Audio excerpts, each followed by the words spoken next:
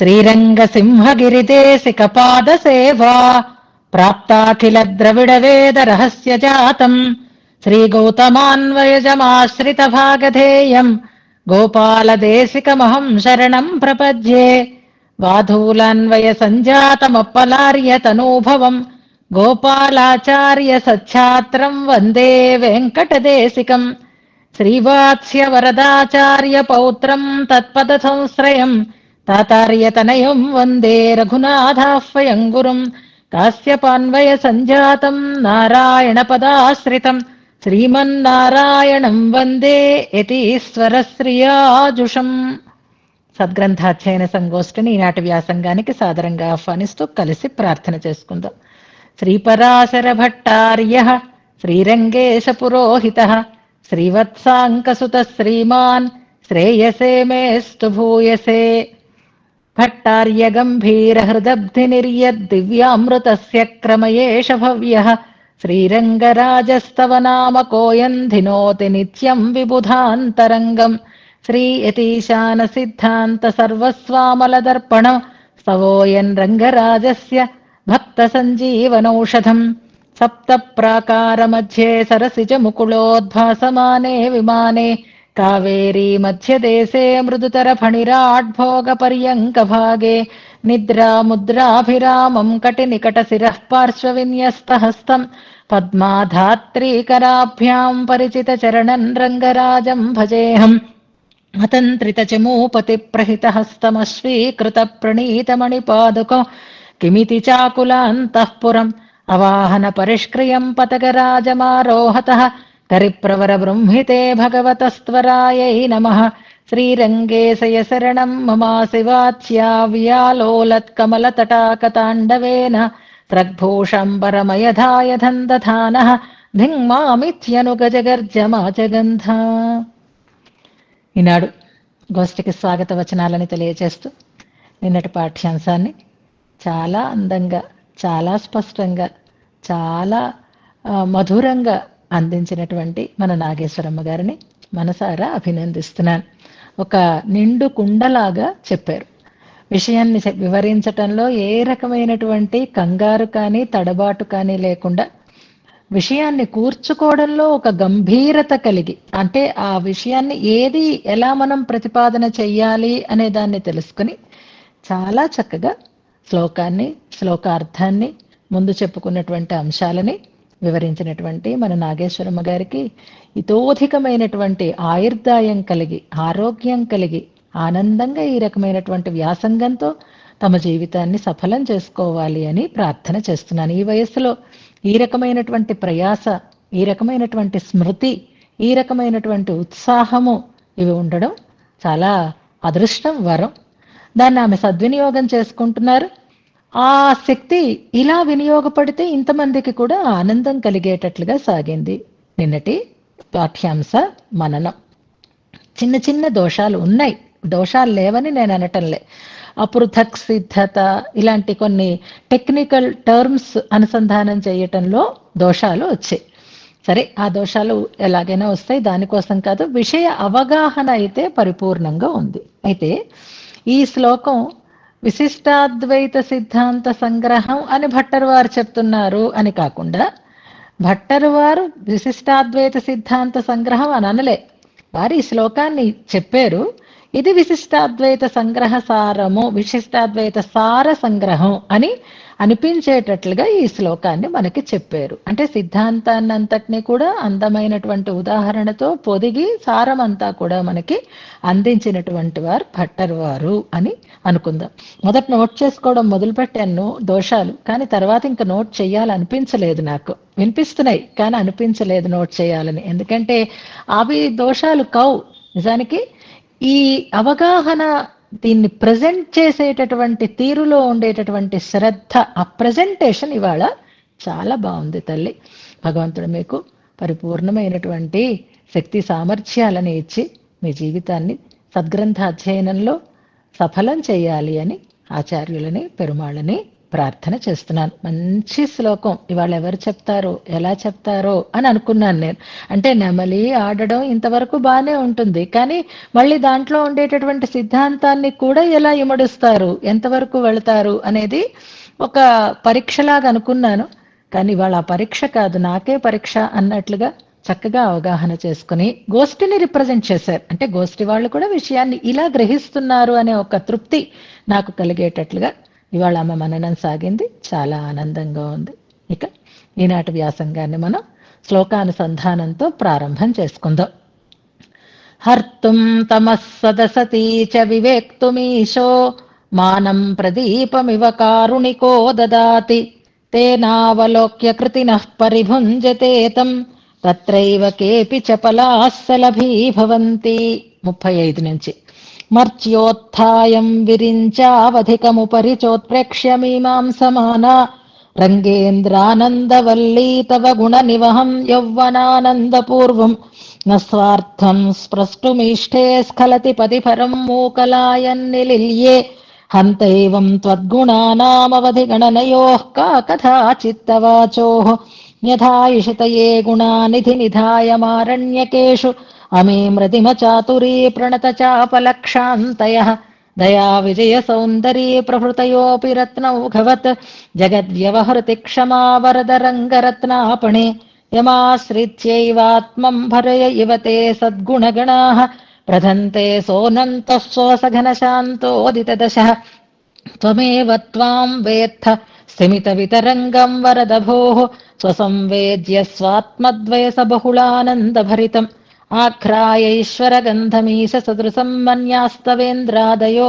ముహ్యంతి త్వమనావిలో నిరవధేర్భూమ్నః కణే హత్యయత్ చిత్రీయే మహినాత్ర రంగరసికత్వం త్వన్మహిమ్నః పరో వైపుల్యాన్మహితస్వభావ ఇతి వా కిన్నామ సాత్మ్యం నతే షాడ్గుణ్యాద్వాసుదేవః పర ఇతి స భవాన్ముక్తభోగ్యో బలాఢ్యాత్ బోధాత్ సంకర్షణస్త్వం హరసి వితనుషే శాస్త్రమైశ్వర్యవీర్యాత్ ప్రద్యుమ్నః సర్గధర్మౌ నయసి చ భగవన్ శక్తితేజో నిరుద్ధో బిభ్రాణః పాసి తత్వం గమయసి చ తథా వ్యూహ్య రంగాధిరాజ జాగ్రత్స్వప్నాచ్యలసతురీయ ప్రాయధ్యాతృక్రమవదుపాస్యః స్వామిన్ తత్తత్సహ పరిబర్హః చాతుర్వ్యూహం వహసి చతుర్థ అచిదవిశేషితాన్ ప్రళయసీమని సంసరతః కర్ణకళేబరైర్ఘటయితుం దయమానమనాః వరద నిజేచ్ఛయైవ పరవానకరోహ ప్రకృతిం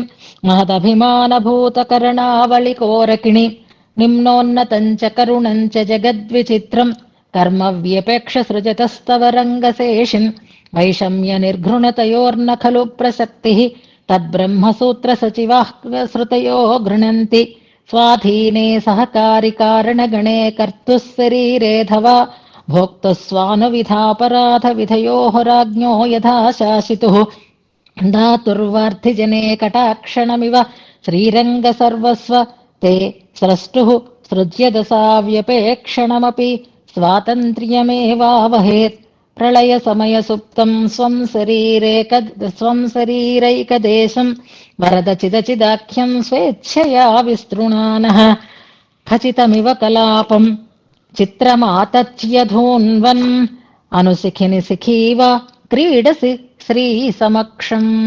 ఆతచ్య అన్న చోట పొరపాటు వచ్చింది, ఆతచ్య అని స్పష్టంగా చదవాలి. ఆతచ్య ఏదో తేడాగా అనుసంధానం చేశారు. ఇంకా ఉన్నాయి దోషాలు, ఇప్పుడు చదువుతున్నాను కాబట్టి గుర్తొచ్చింది అంతే. ఇంతవరకు మనం అర్థంతో అనుసంధానం చేసుకున్నాం.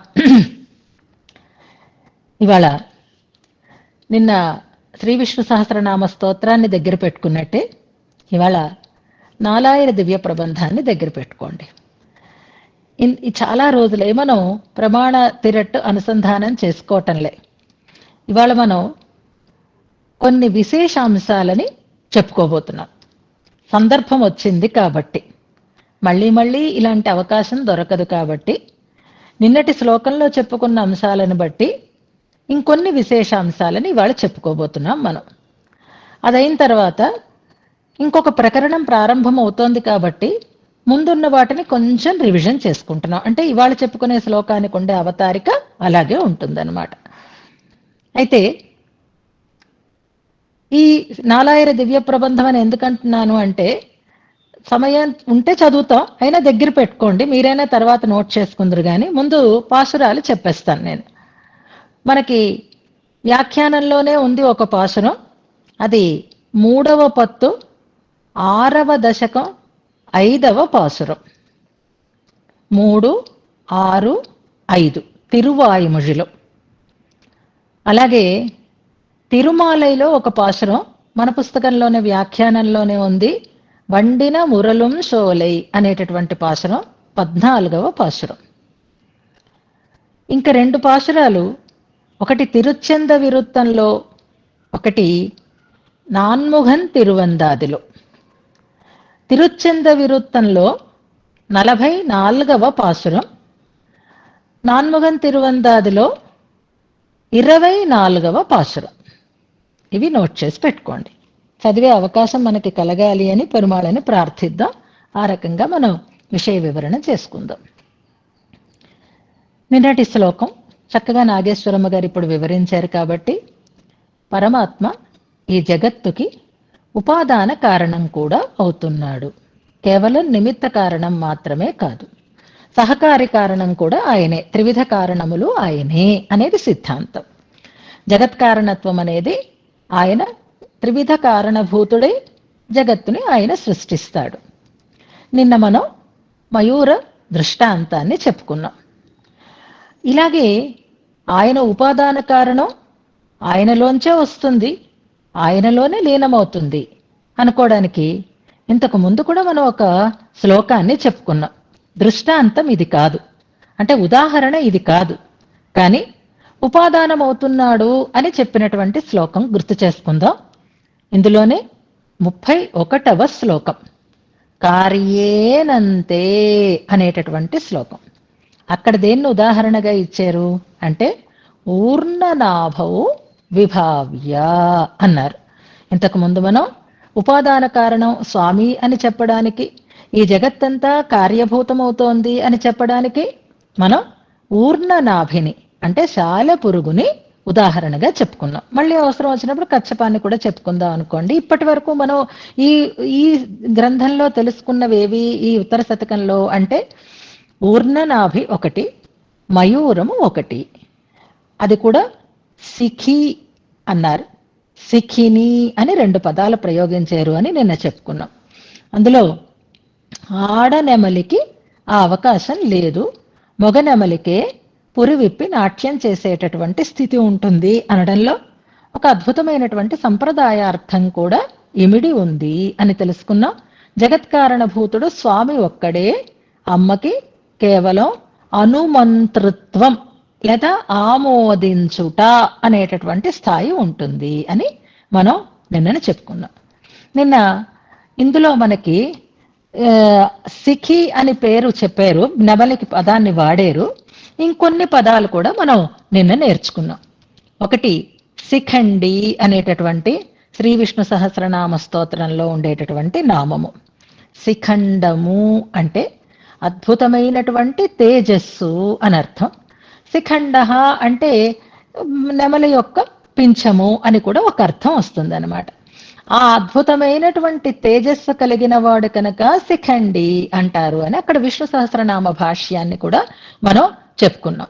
మామూలుగా చెప్పుకోవాలి అంటే నెమలికి వాచకం అవుతోంది కాబట్టి శిఖండ అంటే తోక, అదే పురి, అది కలిగినది కాబట్టి శిఖండి అని వస్తుంది. శిఖ అంటే కూడా పురి, అది కలిగినది కాబట్టి శిఖి అని కూడా అవుతుంది. శిఖి పింఛమౌళి అని మనకి ఒక పాట ఉండేది, జోహారు శిఖి పింఛమౌళి అనేది గుర్తుపెట్టుకుంటే శిఖి. శిఖ అంటే ఏమిటి, శిఖండ అంటే ఏమిటి అంటే 2 ఒకటే అర్థం. దీనికే మరొక పదం మనం నేర్చుకున్నాం, కలాపము, కలాపి అని. అది భావ అనే నామాన్ని అక్కడ భట్టర్ వారు ఇదే వివరించారు అని చెప్పుకుంటూ కలాపీవ ప్రచలాకేన అనేటటువంటి పదం నిన్న చదువుకున్నాం మనం శ్రీ విష్ణు సహస్రనామ స్తోత్రంలో. కలాపము అంటే కూడా పింఛము అని అర్థము, కలాపి అంటే అలాంటి పింఛము తోక కలిగినది అని నెమలి అంటే కలాపి అంటే నెమలి, శిఖి అంటే నెమలి, శిఖండి అంటే నెమలి. అందులో స్త్రీవాచకమైతే శిఖిని అనే దాన్ని, శిఖి శిఖిని అనేది జెండర్ ఫీమేల్, అలాగే మేల్ గా మనం నిన్న అర్థం తెలుసుకున్నాం దీనికి. ఇక ఇవాళ మనం నిన్న ఈ శ్లోకం చదివినప్పుడు లేదా నెమలిని చూసినప్పుడు మనకి మన సిద్ధాంతం స్ఫురణకి రావాలి అనే దాన్ని చెప్పుకున్నాం. ఎప్పుడు మనం మొగల నెమలిని చూసినా, ఎప్పుడు మనం పురువిప్పి నాట్యం ఆడుతూ ఉండేటటువంటి నెమలిని చూసినా మనకి మన సిద్ధాంతంలో ఉండేటటువంటి విశిష్ట ఐక్యత అనేది స్ఫురణకి రావాలి అని అనుకున్నాము నిన్న మనం ఈ విషయాన్ని చెప్పుకున్నప్పుడు. ఇలా ఈ రకంగా భట్టర్ వారు చెప్పడం అనేది స్వతంత్రంగా చెప్పలేదు, ఆళ్వార్ల యొక్క శ్రీ సూక్తులని అనుసరించే చెప్పారు అంటూ మన వ్యాఖ్యానంలో దివ్య ప్రబంధ సూక్తులని అనుసరించి సంప్రదాయబద్ధమైనటువంటి రీతిలో దీన్ని మనకి వివరిస్తున్నారు అనేటటువంటి ఒక దివ్య సూరి సూక్తి సిద్ధమైన దృష్టాంతం అండర్లైన్ చేసుకోండి. అంటే ఉదాహరణలు కూడా మనం ఇష్టం వచ్చినట్టు మనం చెప్పుకోకూడదు. ఈ ఉదాహరణ భట్టర్ వారే ఊహించి చెప్తున్నారా, దీనికి పెద్దల యొక్క భావన కూడా ఉందా అంటే పేజ్ నెంబర్ 390లో రెండవ పారాగ్రాఫ్ లో ఆ పదం ఉంది, కింద నుంచి 3, దివ్య అందమైన దివ్య సూర్య సూక్తి సిద్ధమైన దృష్టాంతంతో అంటున్నారు. కాబట్టి దివ్య సూర్యులు కూడా ఇలాగే వివరణ చేశారు అనేది మనకి తెలుస్తుంది. దానికోసమే మనం ఈ అనుసంధానాలని చేసుకోవాలి అని అనుకుంటున్నాం అన్నమాట. ఎక్కడ దివ్య సూర్యుల సూక్తులలో ఇది మనకి కనిపిస్తుంది, ఈ భావన ఉంది అని అనిపిస్తుంది అనడానికి తిరువాయుమొഴി దివ్య ప్రబంధంలో మనకి ఒక ఉదాహరణని చూపిస్తున్నారు. అక్కడ వివరణ చేసినప్పుడు పరమాత్మ తన విభూతితో కూడినవాడై ఉంటాడు. అలా విభూతితో కూడినటువంటి ఉండేటటువంటి పరమాత్మ పేజ్ నెంబర్ మీరు 395కి రండి. ఇప్పుడు 395లో 3వ పారాగ్రాఫ్ లో ఒక పాశుర పాదం ఉంది చూడండి. తిరియం కాత్తొడు అనేటటువంటి పాశురపాదం. పాశురం అంతా మనం తర్వాత అనుసంధానం చేసుకుంటాం. మీరు ఎక్కడైనా సరే శ్రీగుణరత్న కోసం కాదు, శ్రీరంగరాజస్తవం కాదు, ఏది మీరు నేర్చుకున్నా, ఇప్పుడు మీరు భగవద్ విషయం నేర్చుకుంటున్నారు, లేదా మరొకటి దివ్య ప్రబంధాలని నేర్చుకుంటున్నారు. సంత రూపంగాను నేర్చుకోవచ్చు, లేదా అర్థ సహితంగాను వ్యాఖ్యాన సహితంగాను కూడా అనుసంధానం చేసుకోవచ్చు. ప్రధానంగా తిరువాయుమొഴి కానీ రామాయణం కానీ ఇలాంటివి మనం నిత్యము అనుసంధానం చేసుకుంటాం కాబట్టి ఒక వరుస క్రమం మన మదిలో ఎప్పుడూ మెదులుతూ ఉండాలి. రామాయణం అనేసరికల్లా ఏ కాండలు వరుసగా వస్తాయి, తిరువాయుమొഴి అనేసరికల్లా ఏ పత్తులు వరుసగా వస్తాయి. కనీసం ఆ పత్తుల యొక్క మొదటి పాశురమైన జ్ఞాపకం ఉండేటట్లుగా ఉండాలన్నమాట. ఇప్పుడు నేను ఒక టాస్క్ ఇస్తాను, చివరిలో చేయండి, ఇప్పుడు చెయ్యక్కర్లేదు మీరు. ఇవాళ మనం 3వ పత్తులో 6వ దశకం ఒకటి తెలుసుకోబోతున్నాం, అందులో ఒక పాశురాన్ని అనుసంధానం చేసుకోబోతున్నాం. మరి 6వ దశకం మొదలు ఎలా ఉంటుంది, ఏ పాశురంతో 6వ దశకం మొదలవుతుంది అది మాత్రం నేను చెప్తాను. చెయ్యతామరై కണ്ണనాయ్ అనేటటువంటి దశకం అది. ఇప్పుడు మీరు చేయవలసిన టాస్క్ ఏది చివరిలో అంటే మొత్తం 3వ పదిలో ఉండేటటువంటి 10 పదులలో మొదటి పాశురాన్ని మీరు చెప్పగలగాలి. ముడిచ్చోదియాయ్ అనే దాంతో ప్రారంభమవుతుంది ఆ దశకం. ఆ పత్తులో ఎన్నో ఇంపార్టెంట్ అయినటువంటి దశకాలు ఉన్నాయి. ఉజివిల్ కాలమెల్లాం అనే దశకం కూడా ఆ 3వ పత్తులోనే మనకు వస్తుంది. మీ అంతట మీరే ఇలా ప్రాక్టీస్ చేసుకుంటూ ఉండాలి అనడం కోసం నేను చెప్తున్నాను. 3వ పత్తులో అంటే 3వ శతకంలో ఉండే 10 పత్తులలో ఉండేటటువంటి మొదటి పాశురం మొదలైన కనీసం మీరు చివరిలో చెప్పగలగాలి. ఎవరు చెప్తారో చూద్దాం. ఇప్పుడు ఈ 6వ దశకంలో చెయ్యతామరై కണ്ണనాయ్ అనేటటువంటి దశకం అది. అందులో 5వ పాశురం తిరియం కాత్తొడు అనేటటువంటి పాశురం అన్నమాట. అందులో ఆళ్వార్ల భావన ఎలా ఉంది అంటే పరమాత్మ జగదాకారుడయి ఉంటాడు, పరమాత్మ దివ్యమంగళ విగ్రహాన్ని ధరించి ఉంటాడు అని ఉంటుందన్నమాట. అందులో జగదాకారుడై ఉండడం, జగద్రూపకుడై ఉండడం అనేటటువంటి స్థితిని చెప్పేటప్పుడు పంచభూతాలు, దేవతలు వీళ్ళందరినీ కలిగి వీటన్నిటికీ అంతరాత్మగా ఉన్నవాడు. పాసురం తర్వాత మనం చదువుకుంటాం అనమాట. తిరియం కాత్తొడు, కాత్తు అంటే గాలి అని చెప్తూ అక్కడి నుంచి పంచభూతాలు చెప్తారు, అగ్ని ఆది దేవతలని చెప్తారు. వీరందరికీ అంతరాత్మగా ఉన్నవాడు అంటే ఇవన్నీ ఆయనకి విభూతులు అయినటువంటివి అయి ఉన్నాయి అని చెప్తారు మనకి. అలా చెప్పినటువంటి ఆయనని కరియమేనియన్ సెయ్య తామరై కണ്ണన్ అంటారు. కరియమేని అని చెప్తున్నారు అక్కడ. అంటే నల్లని మేను కలిగినటువంటి వాడు. ఇప్పుడు వస్తున్నాం అన్నమాట మనం ఇక్కడికి. ఈ కరియమేను అని చెప్పినప్పుడు ఆ పాసురానికి అవతారిక రాసేటప్పుడు ఆళ్వార్లు అక్కడ విషయం నంబిళ్ళ వ్యాఖ్యానంలో ఉన్నటువంటి మాటలని మనకి ఇక్కడ ఇస్తున్నారు. వాత్సల్యత్తాలే ఎపోదుం విభూతియోడే కూడి, వాత్సల్యంతో ఎప్పుడూ విభూతితో కలిసి మయిల్ తోకై విరిత్తా పోలే సవిభూతికనాయ్ కొండు అని అక్కడ వివరణ చేశారు. అంటే ఆళ్వార్ల హృదయం ఏమిటనమాట, స్వామి విభూతిని విస్తరించటం అంటే అర్థం ఏమిటి? మైల్ అంటే నెమలి. పునమయిలే అనే మాట గుర్తుంటే మైల్ అనే పదానికి అర్థం వెంటనే స్ఫురిస్తుంది. మైల్ తోకై విరిత్తా పోలే, ఆ తోకై అంటే ఆ తోక అంటే పింఛము అని అర్థం, దాన్ని విస్తరించినట్లుగా అని చెప్పిన దానిని బట్టి ఈ భావన అందరిలోనూ ఉంది అనేదాన్ని ఇక్కడ భట్టర్ వారు దాన్ని స్పష్టం చేశారు అనేదాన్ని మనం ముందుగా భావన చేసుకుందాం. అలాగే తిరుమాలైలో ఇంకొక మాటను మనము వండిన మురలుం సోలై మయలిన మాలుం సోలై అనేటటువంటి ఒక పాసనం. ఆ శ్రీరంగంలో ఎప్పుడూ కూడా 9 ఝంకారాలు 9 గుంపులు ఝంకారాలు చేస్తూ ఉంటాయిట, నెమళ్ల గుంపులు నృత్యం చేస్తూ ఉంటాయిట, కోకిలల గుంపులు పాట పాడుతూ ఉంటాయిట, కూస్తూ ఉంటాయిట, అలాగే మేఘాల గుంపులు ఎప్పుడూ అక్కడ ఆడుతూ ఉంటాయి అంటూ అందంగా శ్రీరంగాన్ని వర్ణిస్తూ ఉండేటటువంటి పాసురం అది. అక్కడ అన్నంగరాచార్య స్వామి వారి వ్యాఖ్యానంలో ఆ నెమళ్ళు కాని ఆ కోకిలలు కాని ఆ 9 కాని వేరే కాదు జీవములు, అది శ్రీరంగనాయకుణ్ణే అలా భావించచ్చు అని చెప్పారు. అంటే ఇప్పుడు నెమలితో పోల్చడం, నెమలి జంటతో పోయడం అనేటటువంటి ఆ మాట పెద్దల భావనల్లో ఆ రకంగా కూడా భాషించింది అనడానికి, అంటే భగవంతుడు నెమలి అనడానికి మనకి ఇక్కడ సరిపోతోంది. ఇంతవరకు వివరం తెలుసుకుందాం. ఇప్పుడు ఇవాళ ప్రధానంగా తెలుసుకోవలసినటువంటి విశేషమైన అంశం విశిష్టాద్వైత సిద్ధాంతాన్ని, నెమలిని చూస్తే విశిష్టాద్వైత సిద్ధాంతం మనకి భాషించినట్లుగానే నెమలిని చూస్తే పరమాత్మ యొక్క వర్ణం కూడా మనకి భాషించాలి. వర్ణం అంటే రంగు. ఇది చాలా ఇంపార్టెంట్ అయినటువంటి చర్చ. భగవంతుడి రంగు ఏది అని ఒక క్వశ్చన్ వేసుకుందాం ఇవాళ. అందరూ నిద్రస్తుంటే ఒకసారి కళ్ళు తుడిచేసుకోండి, మళ్ళీ మీరు ఈ వీడియో వినలేరు కాబట్టి జాగ్రత్తగా.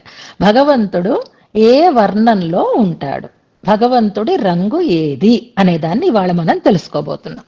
ఎందుకంటే నెమలిని చూసి భగవంతుడు అని చెప్తున్నారు కాబట్టి నెమలి రంగు భగవంతుడిలో మనం చూడగలగాలి. మరి భగవంతుడి వర్ణం ఎలాంటిది అని చెప్పారు, ఎవరు చెప్పారు, ఏ రకంగా చెప్పారు అనేదాన్ని వాళ్ళ అన్నిటినీ ఒక చోటకి చేర్చి మనం అందుకునేటటువంటి ప్రయత్నం చేస్తున్నాం అన్నమాట. ఎవరు చెప్పారు? ఒకటి మాత్రం ముందు చెప్పేస్తాను నేను మీకు. నిన్నటి శ్లోకం మనం అనుసంధానం చేసుకున్నప్పుడు అంటే దాంట్లో పురి విప్పడము, పురి ముడుచుకోవటము 2 సన్నివేశాలు వచ్చాయి కదా. అందులో దానికి 2 శృతి ఉపనిషద్ వాక్యాలు మనకి చెప్పారు. ఒకటి సృష్టి అయితే అది విడుతుంది అని ఏతోవా ఇమాని భూతాని జాయంతే అనే దాంట్లో చెప్పుకోవచ్చు. అలాగే ప్రళయకాలం వచ్చినప్పుడు తమహ పరే దేవే ఏకీ భవతి, అందుకే ప్రళయ సమయ సుప్తం అని ఉంది, లేనట్టుగా ఉంది అని ఆతథ్య ధూన్వన్ అని విస్తరింపచేసి కదలిస్తూ అనేటటువంటి వివరణని బట్టి చూస్తే మనకి ప్రళయకాలంలో ఆయనలోనే ఉంటాయి, సృష్టి కాలంలో ఆయన నుంచే అవి విస్తరింప చేయబడతాయి. అందుకే అలాంటి వాడు ఎవరో ఆయనే పరమాత్మ, ఆయనే నన్ను కాపాడాలి అని ఎవ్వని చే జనించు జగము ఎవ్వని యందు లీనమై ఎవ్వనిచే జనించు జగం ఒకసారి లీన ఎవ్వని యందుండు లీనమై ఎవ్వని యందు డిందు. చూసారా, తెలిసినవి ఒక్కొక్కసారి స్ఫురణకి రాకుండా ఉంటాయి. అంచేత అలా అంత సులభంగా ఉండేదాన్ని లీనమై ఉండడము, అలాగే జనించటము, సృష్టి సంహారము, రెండింటిని, రెండు స్థితులని, ప్రళయకాల స్థితిని కూడా మనకు అందులో భావన చేసుకోవచ్చు. ఇప్పుడు ఎవ్వనిచే జనించు జగమెవ్వని యందు రావటం లేదు, కరెక్ట్ పదం రావటం లేదు అక్కడ. లీనమై అని ఉంటుంది, అంతవరకు చాలు. తర్వాత వస్తుంది మన శ్యామలమ్మ గారి తర్వాత. ఎవ్వని లోపల నుండు లీనమై ఎవ్వని యందుడిందు.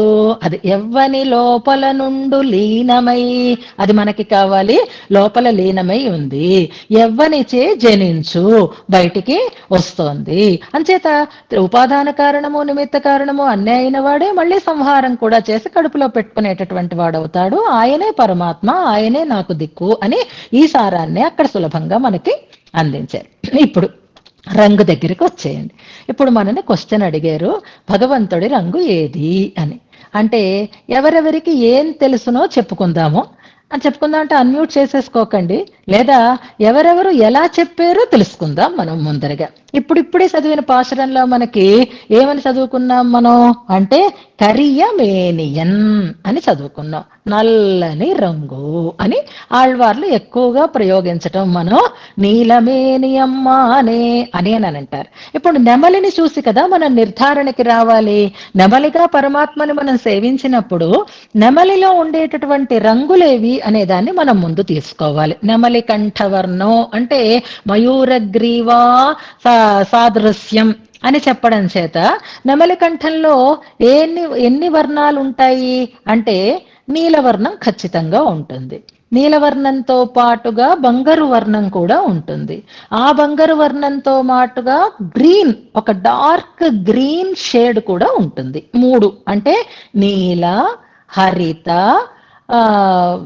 హిరణ్య వర్ణాలు ఉంటాయి. నీలవర్ణము, హరిత వర్ణము, హిరణ్య వర్ణము, బంగారపు రంగు. వెళుతున్న కొద్దీ చాలా డీప్ గా వెళ్ళిపోతామండి, ముందు నుంచి జాగ్రత్తగా ఉండండి. నెమలిలో ఉండేటటువంటి రంగులు 3. నెమలిగా పరమాత్మని మనం భావించినప్పుడు ఆయనలో ఈ 3 రంగులని మనం తీసుకోవలసినటువంటి అవకాశం ఉంది.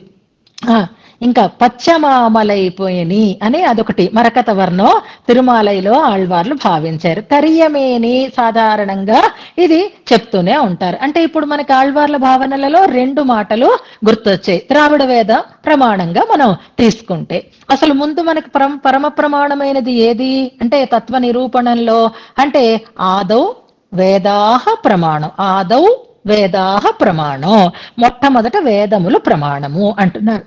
భగవద్వర్ణాన్ని గురించి వేదం ఏం చెప్పింది అనేది తెలుసుకుందాం ముందర. వేదం ఏం చెప్తోంది భగవద్వర్ణాన్ని గురించి అంటే పురుషం కృష్ణ పింగళం అని శృతి. కృష్ణ పింగళం అంటే నల్లవర్ణము అని చెప్తోంది, పచ్చవర్ణము అని కూడా చెప్తోంది. ఎలా సమన్వయం అవుతుంది అనేది తెలుసుకోవాలి. ఇక అలా కాకుండా ఉపనిషత్తులు ఏం చెప్తున్నాయి అనంటే తైత్తిరీయోపనిషత్తులో నీలతోయద మధ్యస్థ విద్యుల్లేఖేవ భాస్వర అని చెప్పేటప్పుడు నీలమేఘ వర్ణము అనే ఒక ఉపనిషత్తు మనకి చెప్తోంది. అదే ఛాందోగ్యోపనిషత్తు దగ్గరికి వస్తే ఏష అంతరాదిత్యే పురుషో విద్యతే అనేటటువంటి వాక్యం దగ్గర హిరణ్మయ పురుష అని చెప్తోంది. అంటే బంగారు వర్ణం అని చెప్తోంది. ఒక ఉపనిషత్తేమో నీలవర్ణం అని చెప్తోంది, ఒక ఉపనిషత్తేమో బంగారు వర్ణం అని చెప్తోంది. గుర్తుపెట్టుకోండి. శృతి వాక్యం ఏది అంటే కృష్ణ పింగళం నల్ల రంగు చెప్తోంది, అలాగే పచ్చ రంగు చెప్పబడుతోంది. ఇక పోనీ ఆ వేదాలలో ఉండేటటువంటి అర్థం శ్యామవర్ణం నల్ల వర్ణం, అన్నిటికీ శ్యామం అంటే నలుపు తీసుకుందాము. అలాగే అంజన వర్ణం అంజన వర్ణనే ఎన్రం అని అంజన కాటుక వర్ణం అని కూడా చెప్తూ ఉంటాయి ద్రవిడ వేదము అలాగే సంస్కృత వేదంలో.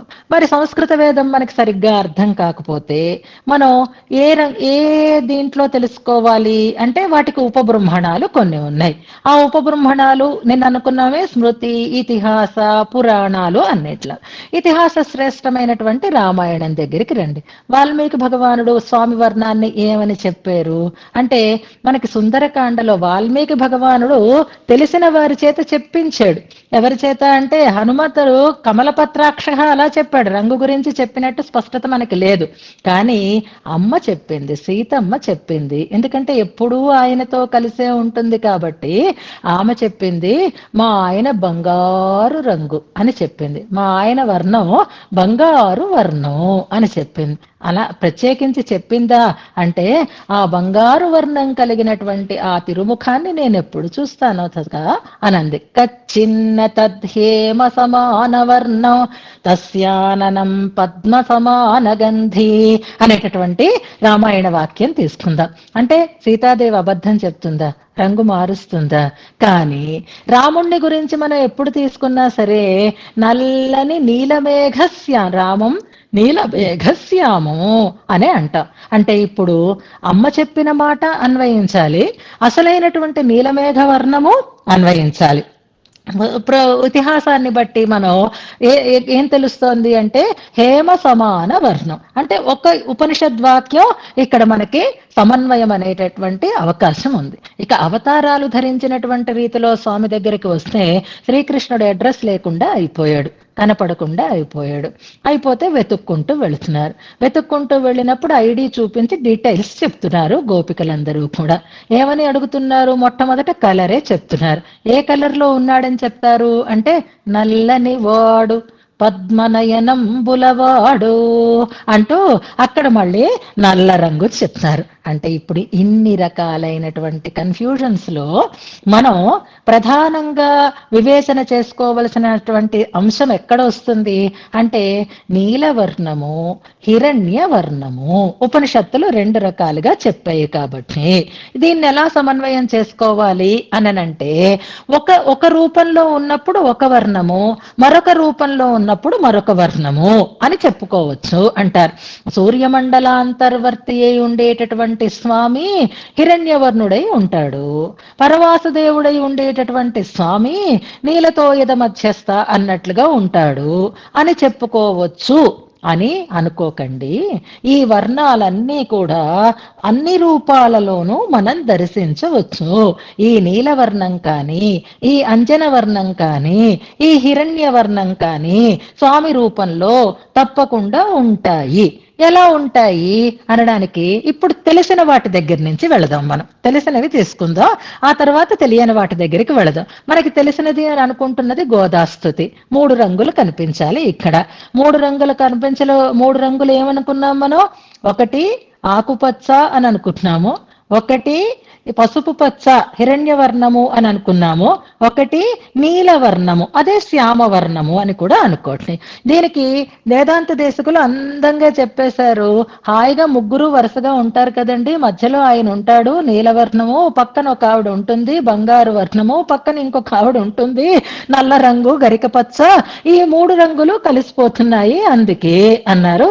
దూర్వాదళ ప్రతిమయ శ్లోకం మన వ్యాఖ్యానంలో ఉంది, ఎన్నోసార్లు మనం చెప్పుకున్నాము. దూర్వాదళ ప్రతిమయా తవ దేహ కాంక్ష గోరోచన రుచిరయాచ తథేందిరాయా. ఈ రెండు ఆయన మీదకి రిఫ్లెక్ట్ అవుతున్నాయి. అసలు కలర్ అయింది నీలో అంచేత ఆసీత్ అనుజ్జిత శిఖావళ కంఠ శోభం.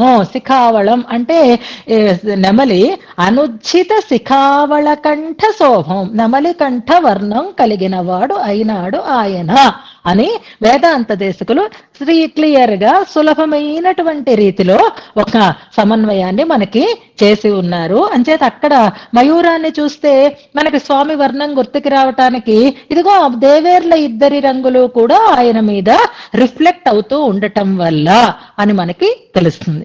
ఇంతకీ అసలు కచ్చిన్న తద్హేమ సమాన వర్ణం అని వాల్మీకి భగవానుడు చెప్పాడు. ఆళ్వార్లందరూ కూడా నీలవర్ణం కార్మేని అనే చెప్పారు. ఆఖరికి అండాళ్ళ తల్లి కూడా కార్మేని చెంగణ్ అనే చెప్పింది అని అనుకుంటారేమో.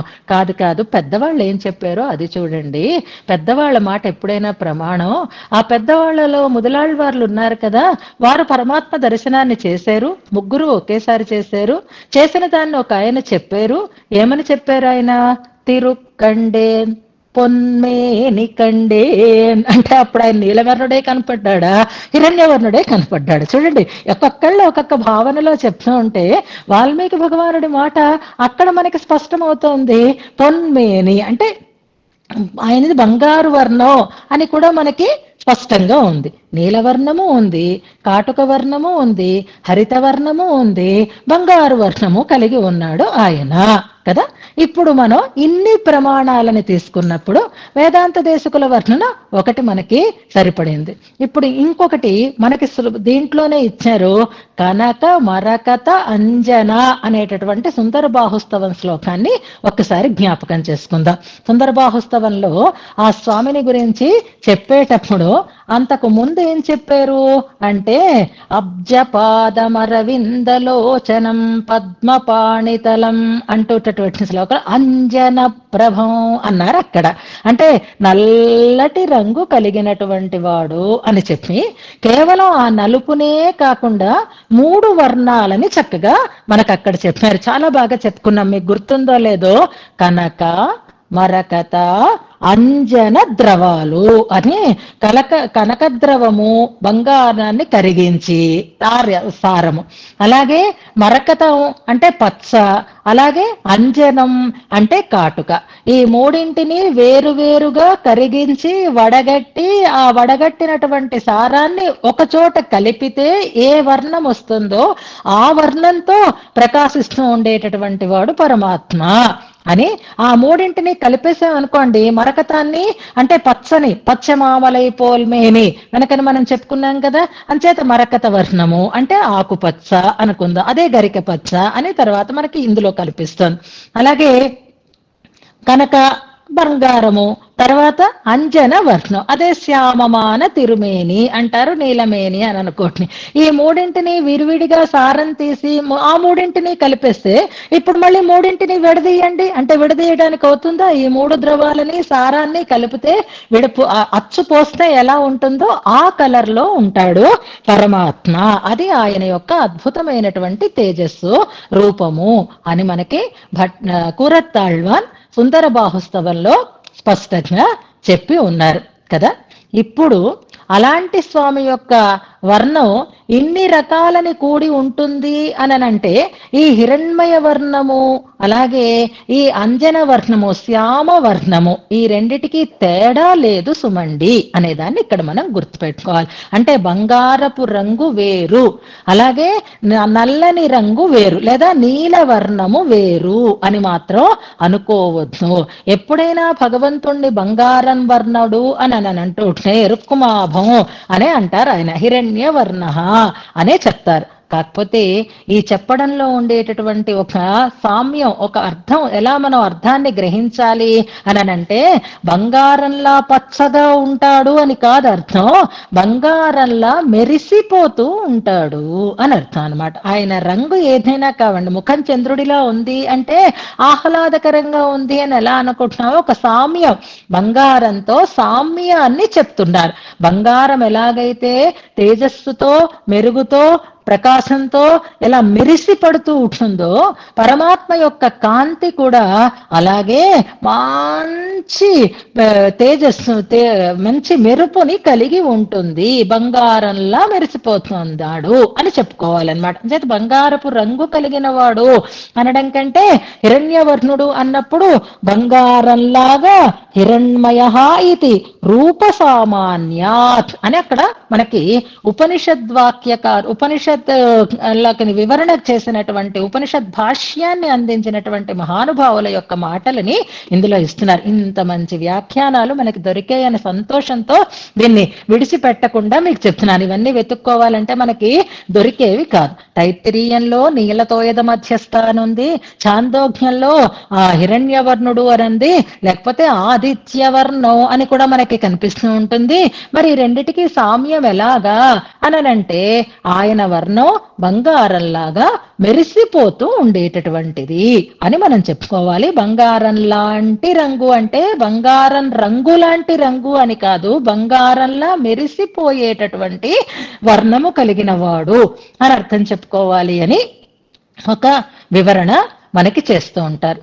కాదు నిజంగా బంగారు వర్ణమే అంటారు.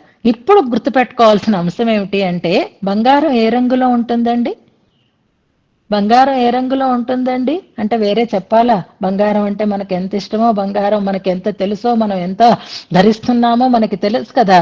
కానీ మంచి బంగారం 24 క్యారెట్లు అని అంటారు చూసారా, ఆ మంచి బంగారం ఏ రంగులో ఉంటుందిట అంటే నేరేడు పండు రంగులో ఉంటుంది అనేటటువంటి ఒక శిల్పశాస్త్రం. ఆ శిల్పశాస్త్రం ప్రకారంగా రత్నశాస్త్రంలో చెప్పబడినటువంటి మాట ఇది. మనం సుందర బాహుస్తవంలో శ్లోకం చెప్పుకుంటున్నప్పుడు చెప్పుకున్నాం.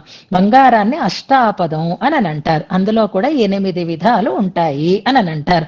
ఆ బంగారానికి ఇంకొక పేరు జాంబూనదం అని కూడా బంగారానికి పేరు.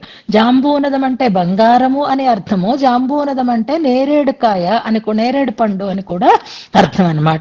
ఆ నేరేడు వర్ణంలో ఉండేటటువంటి ఆ బంగారం ఏదైతే ఉంటుందో అది చాలా శ్రేష్టమైనటువంటి బంగారము అని శిల్పశాస్త్రంలో చెప్పబడింది అనే ఒక ప్రమాణాన్ని మనకి ఆ ఇస్తున్నారు.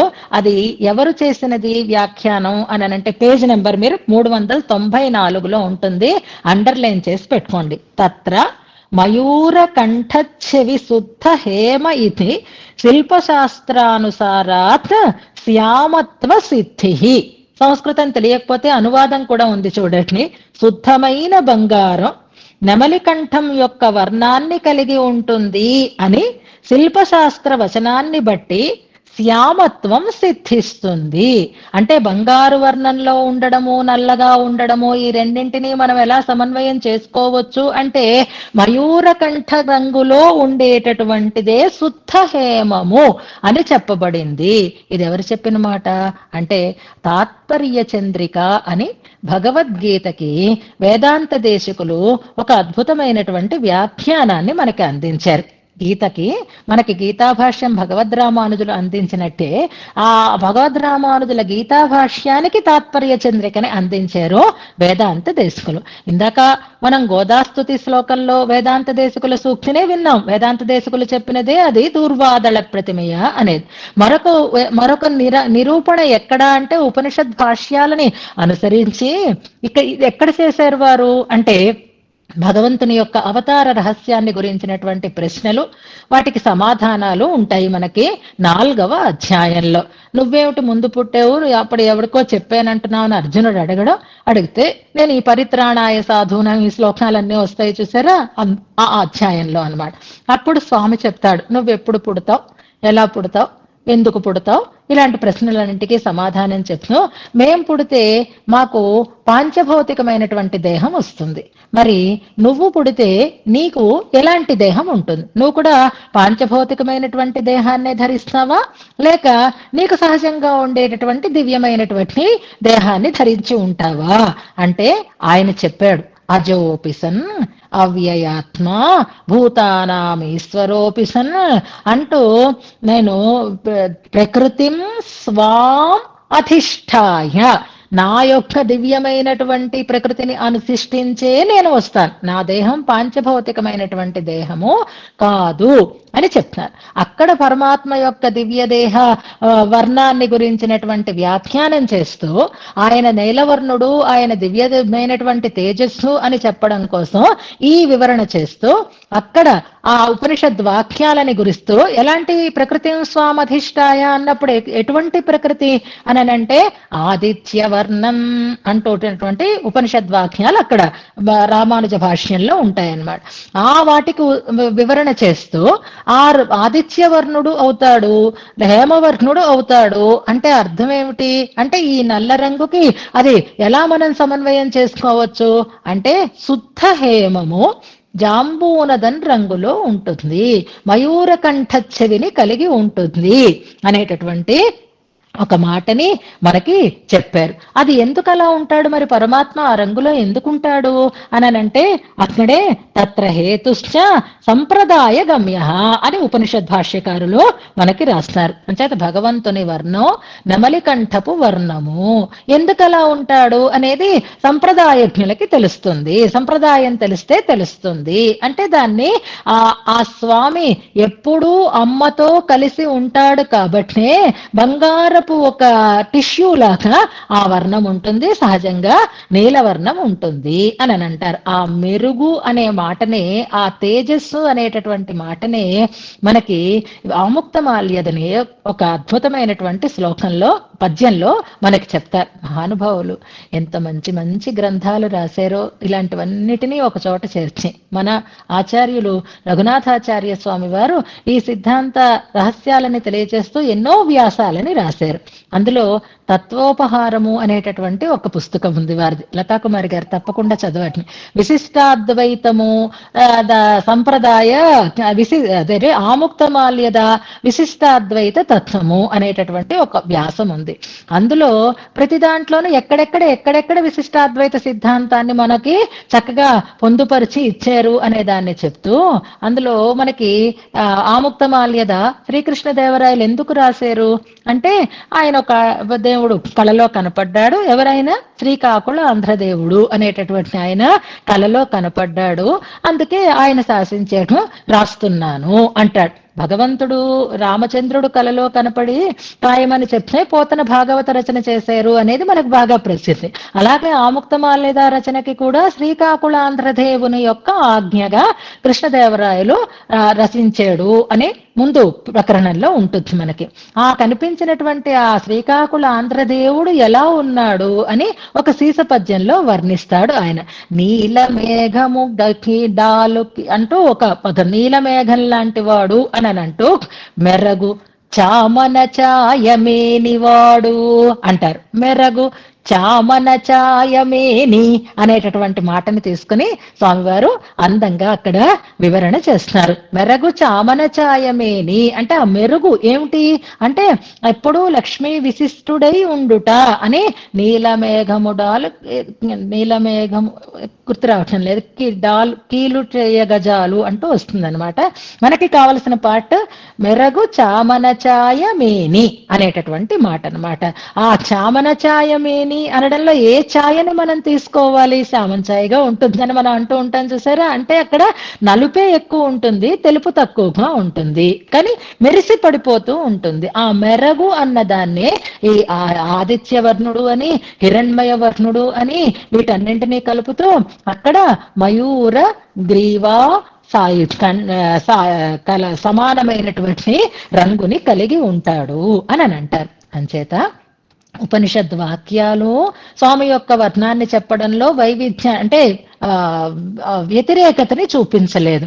బంగారు వర్ణము అని మనం అనుకుంటున్నప్పుడు కేవలం పసుపు వర్ణము అని మాత్రమే అనుకోక్కర్లేదు, శ్యామ వర్ణము అని కూడా మనం అనుకోవచ్చు అనేటటువంటి ప్రమాణాన్ని మనకి చెప్పి, అంచేత నెమలిని చూస్తే, నెమలి రంగుని చూస్తే భగవంతుని యొక్క వర్ణం మనకి తెలియబడుతుంది అనంటూ కనక మరకత అంజన వర్ణములు అనేదాన్ని మనకు అక్కడ స్పష్టం చేస్తారు. ఈ మధ్యలో మాకు నీలవర్ణం చెప్పారు, బంగారు వర్ణం చెప్పారు, ఆదిత్య వర్ణం అంటే స్వచ్ఛత అనేది తెలుసుకున్నాము. కాకపోతే ఈ పసుపు వర్ణం ఎక్కడి నుంచి వస్తుంది? ఈ పశ్చిమ మలై పోల్ మేని శ్యామ వర్ణం అన్న చోట మనం ఈ వర్ణాన్ని తీసుకోవాలన్నమాట. నలుపు అంటే బాగా డార్క్ గ్రీన్ అనేది అర్థం మనం తీసుకుంటే ఈ మూడు కలిసినటువంటి రంగు నెమలిలో మనకి కనిపిస్తుంది. కాబట్టి ఆ వర్ణము పరమాత్మది అని మనకి స్పష్టం చేస్తున్నారు. అందులో ఇక్కడ మనం తెలుసుకోవలసినటువంటి మరొక అంశం కూడా ఉంది. బాగా అన్ని మళ్ళీ చెప్పుకోలేం కాబట్టి ఈ సందర్భం వచ్చింది కదా అని నేను చెప్తున్నాను. ఉపనిషత్తులు ఏం చెప్పాయి అంటే రెండు రకాలుగా చెప్పాయి. రామాయణంలో ఏం చెప్పబడింది అంటే బంగారు వర్ణము అని చెప్పబడింది కూడా చెప్పబడింది. అలాగే ఆళ్వార్ల శ్రీ సూక్తులలో మనకి మూడు రంగులు కలిగినట్లుగా చెప్పబడుతూనే ఉంది. ఎక్కువగా ఈ హిరణ్యవర్ణుడు అనేటటువంటి మాట మనకి ఉపనిషత్తులలో కనిపిస్తుంది. ఆ ఉపనిషత్ భాష్యాలని మనకి అందించినటువంటి మహానుభావులు దాన్ని శ్యామవర్ణంగా మనం చెప్పుకోవచ్చు, అది బెరగుగా తేజస్సుగా చెప్పుకోవచ్చు అని మనకి వివరణ చేశారు అనేదాన్ని. అంటే పచ్చగానే ఉండనక్కర్లేదు అనేది ఒక పార్ట్ అన్నమాట. ఆ పచ్చతనము నల్లతనము ఇది కాంజన వర్ణము కలిస్తే ఉండేటటువంటి రంగు ఏదో అదే నెమలి రంగు, నెమలి కంఠం రంగు. కాబట్టి అది పరమాత్మ యొక్క వర్ణము అనేదాన్ని ఇక్కడ మనం తెలుసుకొని పరమాత్మని ఆ రకమైనటువంటి దివ్యదేహ కాంతి కలిగిన వాడినిగా మనం భావన చేసుకోవాలి. నెమలిని చూస్తే మనకి ఇవన్నీ గుర్తుకి రావాలి అనేదాన్ని ఒకటి మనం తెలుసుకుందాం. ఇక్కడ ఇంకా వివరణ తెలుసుకోవాల్సినటువంటి అంశం ఏది అనంటే, పరమాత్మ యుగాలని బట్టి వర్ణాలని ధరించి ఉంటాడు అనేటటువంటి ఒక సిద్ధాంతం కూడా, ఒక శాస్త్రం అనేటటువంటి శాస్త్రీయమైనటువంటి విషయం కూడా ఇక్కడ మనకి కనిపిస్తూ ఉంటుంది. మనం చాతుర్వ్యూహాలని అంటే 4 వ్యూహాలని గురించి అనుసంధానం చేసుకున్నాం. అది వాసుదేవ, సంకర్షణ, ప్రద్యుమ్న, అనిరుద్ధ వ్యూహాలు అని. ఎక్కడికి మీరు వెళ్ళిపోక్కర్లేదు, మన దగ్గరే పుస్తకాలు ఉన్నాయి, అందులో ఈ విషయం ఉంది అనేది మనం తెలుసుకుంటే చాలన్నమాట. అందులో మనకి శ్రీ విష్ణు సహస్రనామ భాష్యంలోనే చతుర్మూర్తి అన్న చోట ఒక ఏ పేజీవో నాకు గుర్తులేదు, వాసుదేవ, సంకర్షణ, ప్రద్యుమ్న, అనిరుద్ధ వ్యూహాలు ఎలా ఉంటాయో వివరణ చేస్తున్నారు. మన చదువుకున్నప్పుడు ఆయా వ్యూహాలలో పరమాత్మ యొక్క శరీరము, పరమాత్మ యొక్క అవయవములు, పరమాత్మ యొక్క వర్ణము, పరమాత్మ యొక్క ఆభరణములు, ఆ వ్యూహరూపుడైనటువంటి స్వామి యొక్క ఆయుధములు అన్ని దేనికదే ప్రత్యేకంగా ఉంటాయి అని చెప్పబడింది అన్నమాట. ఇదంతా ఎందులో చెప్పబడింది అంటే పాంచరాత్రాగమంలో చెప్పబడింది. విశ్వక్సేన సంహితలో దీని గురించినటువంటి వివరణ అంతా మనకి స్పష్టంగా ఇవ్వబడింది అని అంటూ, అందులో వాసుదేవమూర్తి స్ఫటికమణి వర్ణంలో ఉంటాడు అని అక్కడ మనకి ఒక్కొక్క మూర్తి ఏ ఆయుధాలు ధరిస్తాడు, ఏ వర్ణంలో ఉంటారు అనే దాన్ని వివరణ ఇచ్చారు శ్రీ విష్ణు సహస్రనామ భాష్యంలో 143వ అనుకుంటాను. అక్కడ వ్యూహ మూర్తుల యొక్క వివరణని మనకి అందిస్తూ, ఇందులో గుర్తుపెట్టుకోండి, వాసుదేవమూర్తి స్ఫటికమణి వర్ణంలో ఉంటాడు. వాసుదేవుడు తర్వాత సంకర్షణుడు బాల సూర్య తేజస్సుని కలిగి ఉంటాడు, ఆ వర్ణంలో ఉంటాడు అని చెప్పారు. తర్వాత ప్రద్యుమ్న మూర్తి గురించి వర్ణాన్ని గురించి చెప్పలేదు ఎంచేతం. మరి ఆగమ పాంచరాత్రం చూసుకోవాలి, ఒకసారి విశ్వక్సేన సంహిత చూడాలి, లేదా ఎవరైనా ఆగమ శాస్త్రం తెలిసినటువంటి వారిని అడగాలి. దాన్ని రిఫర్ చేసే సమయం నాకు లేకపోయింది, ఇందులో ఉంటుంది అని అనుకుంటున్నాను. కానీ అక్కడ ప్రద్యుమ్న వ్యూహం యొక్క వర్ణాన్ని మాత్రం అక్కడ ఇవ్వలేదు, ఆయుధాలు అవన్నీ ఇచ్చారు. అది మనం పెద్దల ద్వారా తర్వాత తెలుసుకుందాం. తర్వాత అనిరుద్ధ మూర్తి నీలమేఘ వర్ణంలో ఉంటాడు అని చెప్పారు. ఇదొకటి గుర్తుపెట్టుకోండి, శుద్ధ స్ఫటిక వర్ణం, అలాగే బాలసూర్య తేజస్సు, అలాగే అనిరుద్ధ వ్యూహం నీలమేఘ వర్ణాన్ని కలిగి ఉంటుంది అని అంటారు. వ్యూహాలలో ఉండేటటువంటి వ్యూహ రూపుల యొక్క దివ్య మంగళ విగ్రహ వర్ణంలో ఉండేటటువంటి వైవిధ్యం అలా ఉంటుంది, ఇది గుర్తుపెట్టుకోండి. ఇంకా కృతయుగం, త్రేతాయుగం, ద్వాపర యుగం, కలియుగం, 4 యుగాలని కదా మనం చెప్పుకుంటాం, చతుర్యుగాలు అని కదా మనం చెప్పుకుంటాం. ప్రతి యుగంలోనూ కూడా పరమాత్మ అవతరిస్తూనే ఉంటాడు, భక్తులని అనుగ్రహిస్తూనే ఉంటాడు.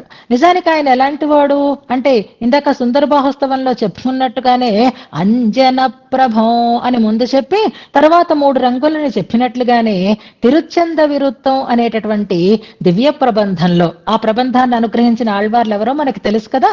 ఆ ప్రబంధంలో ఆ ఆళ్వార్లు మనకి చెప్పిన మాట ముందు ఒక అంజన అంజనత్తవಣ್ಣనాయ ఆదిదేవనల్లయే అంటారు. అంజనత్తవಣ್ಣనాయ ఆదిదేవనల్లయే, అంజనవర్ణుడైనటువంటి ఆదిదేవుడు తప్ప మరొకరు ఎవరు అంటూ చెప్తున్నారు. మొదట అంజనవర్ణంగా చెప్తారు. అలాంటి స్వామి భక్త వాత్సల్యంతో, భక్తుల మీద ఉండేటటువంటి ప్రేమతో వాళ్ళని తీర్చిదిద్దడం కోసం ఆయా యుగాలలో ఉండేటటువంటి వారి యొక్క టేస్ట్ కి అనుగుణంగా, చూడండి ట్రెండ్ ఉంటుంది కదా ఒకటి, అప్పుడు ఉన్న ట్రెండ్ ఇప్పుడు ఉండదు, అప్పుడు ఉండే భావన ఇప్పుడు ఉండదు అన్నట్లుగా కృతయుగంలో సత్వగుణం అధికంగా ఉంటుంది, తర్వాత అలాగా తగ్గుతూ ఉంటుంది కదా. ఆయా యుగ ధర్మాన్ని అనుసరించి ఆ జనానికి ఇష్టమయ్యేటట్లుగా ఆయన రంగులని ధరించేవాడు అవుతాడు అంటూ తర్వాత పాశురాన్ని చెప్తారు. 44వ పాశురం అని అన్నాను కదా, అందులో ఆయన ఏ రంగులని కలిగి ఉంటాడు అనే దాన్ని స్పష్టంగా చెప్తున్నారు. పాలిన్నీర్మై, పాలలాంటి తెల్లని వర్ణం కలిగి ఉంటాడట. సెంపొన్నీర్మై, చక్కటి మంచి పుటం పెట్టినటువంటి బంగారం లాంటి రంగుని కలిగి ఉంటాడు. పాసియిన్ పసుంబుం పోలుం నీర్మై, నాచు తాలూకు ఆ ఆ లేయర్ తాలూకు ఆ రంగు ఏది ఉంటుందో అలాంటి రంగుని కలిగి ఉంటాట. పొర్పుడైతడత్తు వండు విండులం నీల నీర్మై ఎన్నివై నినైందా, అంతేకాదట మంచి బాగా నిండుగా నీరు ఉన్నటువంటి సరస్సులలో పైన తుమ్మెదలు తిరుగాడుతూ ఉండేటటువంటి నల్ల కలువల రంగు ఎలా ఉంటుందో అలాంటి రంగుని కలిగి ఉంటాడు. ఎంత అందమైన పాసురాలో తెలుసా. ఆ నల్ల కలువని చెప్పడంలో పైన తుమ్మెదలు తిరుగాడుతున్నాయి, కిందన సరస్సు ఉంది, అలాంటి నల్ల కలువ రంగుని కలిగి ఉంటున్నాడు. అంటే వారిని ఆకట్టుకోవడం కోసం, వారికి దగ్గర కావటం కోసం పరమాత్మ పాపం తన రంగు మార్చుకుంటూ ఆయన ఆయా యుగాలలో అవతరిస్తున్నప్పటికీ కూడా ఎవరు తెలుసుకోలేకపోతున్నారే అంటారు. అందులో దీనికి భాగవతంలో కూడా ఆయన ఏ యుగంలో ఏ రంగుని కలిగి ఉంటాడు అనే దాన్ని స్పష్టం చేశారు. కృతే శుక్లః, కృతయుగంలో తెల్లటి రంగుని కలిగి ఉంటాడు. త్రేతాయాం రక్తవర్ణ, సెంపొన్ అని ఇందాక చెప్పినట్లుగా ఎర్రటి బంగారం అంటే అది అరుణ ఛాయ, అరుణకాంతిని కలిగి ఉంటుంది కాబట్టి త్రేతాయుగంలో సెంపొన్ అని నక్తవర్ణాన్ని, అందుకే రాముణ్ణి కచ్చిన్న తద్హేమ సమాన వర్ణం అనడంలో ఆంతర్యం అది అని మనం గ్రహించుకోవచ్చు. ద్వాపరే భగవాన్ శ్యామః, నల్లనివాడు అని అంటాము. కలౌ కృష్ణం ద్విషాకృషం, ఇంకా కలౌ కృష్ణం నల్లటివాడు. ఈ శ్యామత్వము ఈ కృష్ణత్వము మళ్ళీ తేడా ఏమిటి అనేది ఇంకా భాగవతాన్ని బాగా చదువుకుంటే మనం వివరించుకోగలుగుతాం. అంటే యుగ ధర్మాన్ని, యుగాలను అనుసరించి రంగులు మారుతూ ఉంటాయి. అంతేకాదు జనానికి ఉండేటటువంటి ఆ గుణ వైషమ్యాన్ని బట్టి రంగుని పొంది ఉండేటటువంటి వాడు అవుతాడు. కాకపోతే ఇప్పుడు మనం చెప్పుకోవలసినటువంటి అంశం ఏది అంటే ఆయా ప్రకారాలలో ఆయా రంగులని కలిగి ఉంటాడు అని అనుకోకండి. ఆయన నీలతోయద వర్ణుడు అన్నా, ఆయన హిరణ్మయ వర్ణుడు అన్నా, ఆయన ఆదిత్య వర్ణుడు అన్నా, ఆయన మరకత వర్ణుడు అన్నా, అన్నింటినీ కూడా మనం ఇందులో చూడవచ్చు, ఒకే మూర్తిలో మనం చూడవచ్చు అనేదానికి ఇన్ని రకాలైనటువంటి వివరణలని చేశారు. అంచేత ఇక్కడ మనం బాగా గుర్తుపెట్టుకోవాల్సినటువంటి అంశం ఏది అంటే బంగారపు రంగు అనడంలో శిల్పశాస్త్రం ప్రకారంగా మంచి బంగారము నల్లటి రంగులోనే ఉంటుంది, జాంబూనద వర్ణంలో ఉంటుంది, మయూరకంఠ చెవిని కలిగి ఉంటుంది అనేదాన్ని ప్రధానంగా మనం తీసుకుందాం. దానికి ప్రమాణాలను మనం ఇంతవరకు వివరణ చేసుకుందాం. మీకు ఇది అనవసరం అనిపించవచ్చు, కానీ వీటిని అన్నింటినీ మనం ఒక్కసారి అనుకోవలసినటువంటి సందర్భం వచ్చింది కాబట్టి ఈ సందర్భాన్ని మనం సద్వినియోగం చేసుకుంటూ ఈ మయూరకంఠ వర్ణుడైనటువంటి పరమాత్మని మనం సృష్టికి ఉపాదాన కారణంగా భావిస్తూ దాసోహ సమర్పణం చేసుకుందాము. అంచేత బంగారు వర్ణమా, నీలవర్ణమా, నల్లవర్ణమా, పచ్చవర్ణమా అనే సందేహం మళ్ళీ మనకి కలగకూడదు. వీటన్నింటినీ కలబోసినటువంటి ఒక అద్భుతమైనటువంటి వర్ణము అని మనకి కూరత్తాళ్వాన్ సుందర బాహుస్తవంలో చెప్పినటువంటి శ్లోకాన్ని ఎప్పుడు కూడా మనం జ్ఞాపకం పెట్టుకుంటే సరిపోతుంది. ఇంకా చమత్కారంగా వేదాంత దేశకులు చెప్పినటువంటి దూర్వాదళ ప్రతిమయ అనేటటువంటి శ్లోకాన్ని బట్టి ఇన్ని వర్ణాలు మేళవింపబడి ఉంటాయి అనేదాన్ని మనం తెలుసుకుంటూ నిన్నటి శ్లోకార్థాన్ని పరిపూర్ణం చేసుకుందాం. ఇంకా అవతారిక దాకా వెళ్ళే అవకాశం లేదు, శ్లోకాలు పాసురాలు చదువుదామని అనుకున్నాం కాబట్టి రేపే కొత్త శ్లోకాన్ని అనుసంధానం చేసుకుందాం. ఇవాళ నిన్నటి శ్లోకాన్ని మనం ఒకసారి కలిసి అనుసంధానం చేద్దాం. ప్రళయ సమయ సుప్తం స్వం శరీరైకదేశం వరద చిదచిదాఖ్యం స్వేచ్ఛయా విస్తృణానః ఖచితమివ కలాపం చిత్రమాతత్య ధూన్వన్ అనుశిఖిని శిఖీవ క్రీడసి శ్రీ సమక్షం.